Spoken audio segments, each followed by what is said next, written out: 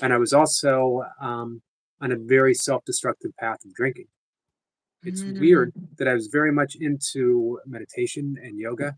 Um, I was doing breath work. I was reading, those great spiritual teachers, but I was also trying to destroy myself. But what I didn't realize was every time I dove into the course and then shoved it aside, I was planting a seed. And all those seeds were working to eventually bring me to the point where I was given an opportunity to quit drinking. Uh, Not in a way that I would have chosen, uh, but in a way that was presented to me. And in an instant, um, drinking left my life after over a decade. And that was 27 years ago now. And it's been a joyful path of sobriety. It makes me wonder now, why did I dislike myself so much back then? Mm. So I'm sure with you said, your struggle with addiction. Um, Hmm. and all addiction Uh, all addiction is one thing. Well, basically, I had Paul Hederman up yesterday, who's very much in the recovery movement, and he sums it up. All addiction is addiction of the ego. We are addicted to the ego. When you realize that, and when you see through it, you don't have to do a 12-step for the ego.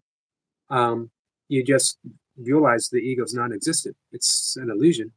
Um, Things start making sense. Yeah, absolutely. I used to think like there's different kinds of addiction. For me, it was actually, I always joke, is through the kitchen door. Like I really struggled with food, with sugar, with abusing food. It was like a numbing agent. And what I've learned is, first of all, I could be addicted to a lot of things. So it's not just that. It Right, could be right. many, many things. I don't drink. There's a lot of things because I'm like, don't need to go there. I know my personality. But it really can be. It could be addiction to gossip. It could be addiction to feeling crappy about ourselves. It could be addiction to scrolling, to comparing, to substances that don't work, to whatever. I mean, there's a lot of, and to me, it comes back to what you were saying, that it's always the same thing. It's always believing the ego somehow is right.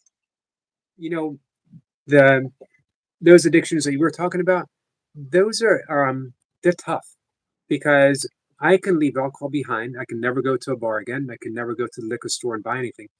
But you're always going to have to eat, Yep. and you are, someone else is always going to have to deal with the everyday stuff that they might be addicted to. Someone who is addicted to online gambling um, is going to have to use a computer at work, and that temptation is always there unless you could try to grit your teeth and fight your way through it. But what do they call that? Dry sobriety, or where you're not doing what you were addicted to, but you're still fighting the addiction.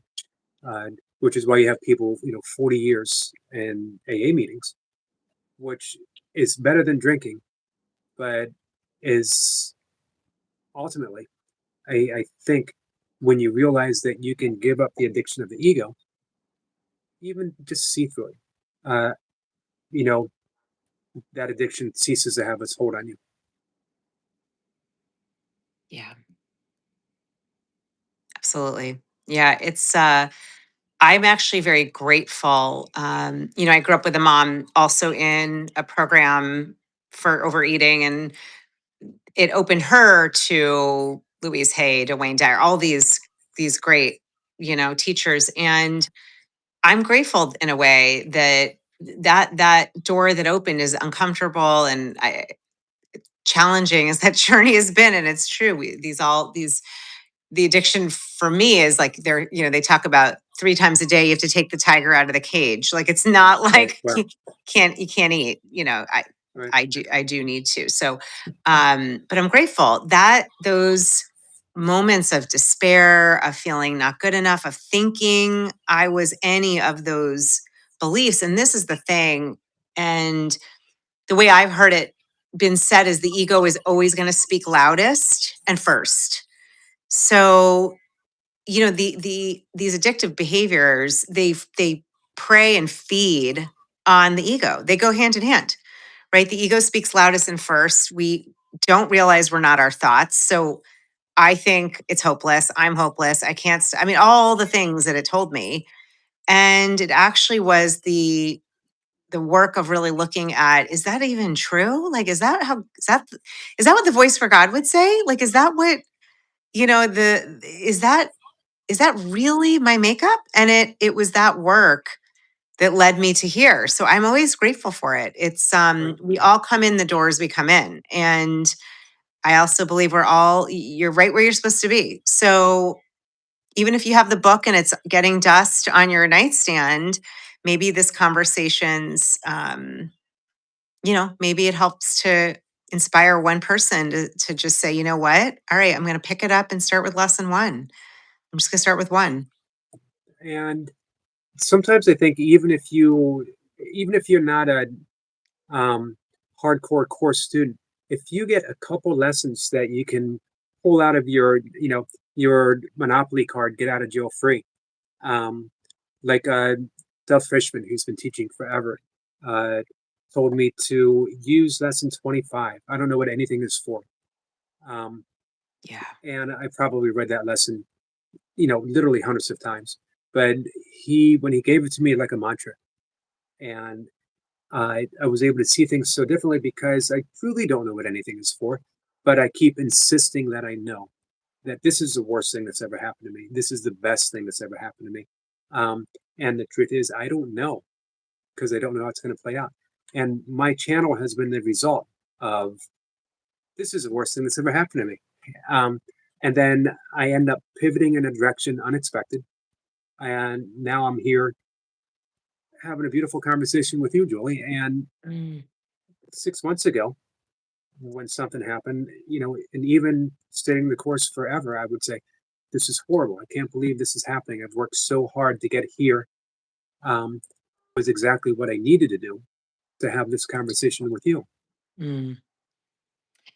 It's a really, really important point that you're making. This is where I think most of us get tripped up in life. I mean, this is a moment to moment practice for me. And it's really, of course, what is the definition of a miracle is a shift in perspective, right? Right.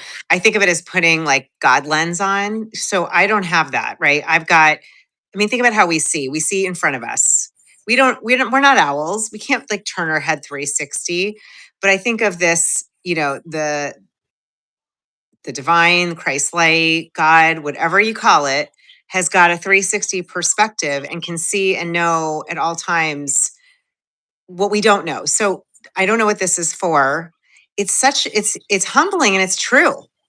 You don't know. It could be the best lesson in the world for you. Probably is, right? Like I for myself, when I get up against these, oh my God, this is terrible, or what happened, or what did I do, or oh my God, it's like, no, no, no, come back down into ground. I personally also love, I can see peace instead of this. Right. I love that. It's one of my favorites. I use it all the time. It's a perspective change, which is really what we're talking about. I don't know. It's kind of, I think of like the white flag goes up, surrender. I'm like, I don't know. I don't actually know what this is for. And this ended up being a gift. Whatever you were talking about now, we get to chat and you have many conversations. And so it's reminding ourselves the ego is going to always make us think that it does know what's happening. It's always going to shout and yell and try to convince. It's what it does. We can even be thankful for our addictions when we think about it, Yeah. because, I mean, as I told you earlier and backstage, you're we can truly see that you are your special function right now. Mm, I can see in every one of your videos that you're doing it with so much joy. yeah. But had you not had that pivot moment uh, that started leading you in this direction, it would be nice if um, it was a little more gentle. But as they say, the script is written, and that this has already actually happened, and we're actually reviewing it. To me, that's a bit of a game changer too. Um, Knowing that um, this has already happened, and I'm reviewing it, and that I've chosen all of this. I chose my addiction. Um, I chose all those little moments when I thought this is horrible. Um, and all of it was for a higher purpose. Yeah. It's funny, my brain can't always get that, right? It's still at this day of like, oh yeah, okay. What helps sometimes, it's fascinating when you look at, the idea that actually everything is happening all at once, that there is no time and space.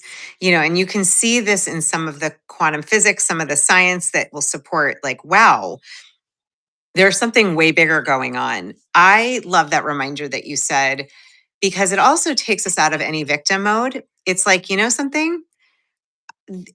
Like, I think of it as Earth school kind of thing, lesson plans. Like, I already got that. Like, this already happened. I'm here to like, this is what we knew ahead of time.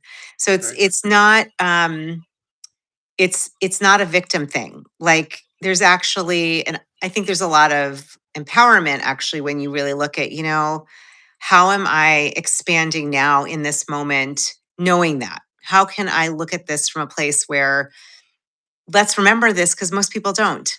And let me hold that certainty and remembrance that all is okay for everybody else because most people don't know that and remember that.